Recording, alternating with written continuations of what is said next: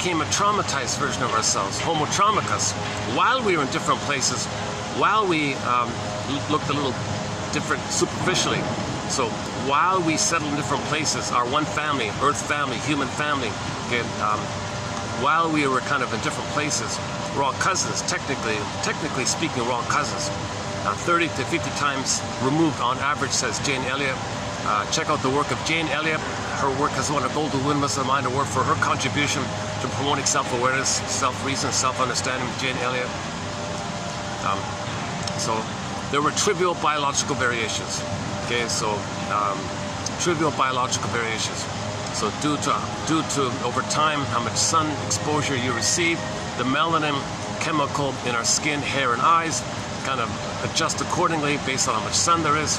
So some lost quote unquote their tan, right?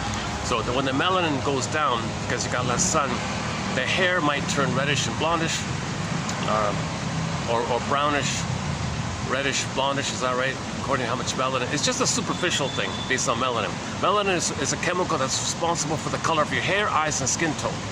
So over time, the hair color might change due to sun exposure. Okay, with the eyes, okay, it can go, what is it, green and blue, is that right?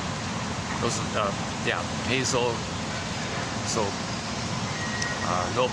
so we all began with hazel eyes. When you lose the melanin, it might turn to green or blue, I guess. And then the skin tone, the tone. Okay, nobody has white or black skin. Forget that nonsense. Yeah, oh yeah.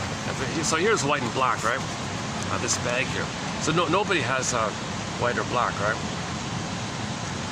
Everybody has a shade of beige or a shade of brown.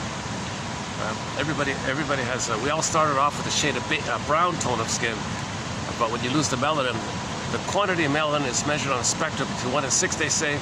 So if you lose most of your melanin, you're kind of at the one end of it. That means the appearance of it is you have more of a shade of beige tone of skin.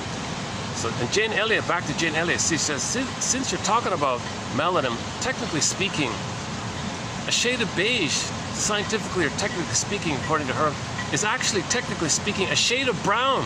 A shade of beige is a shade of brown.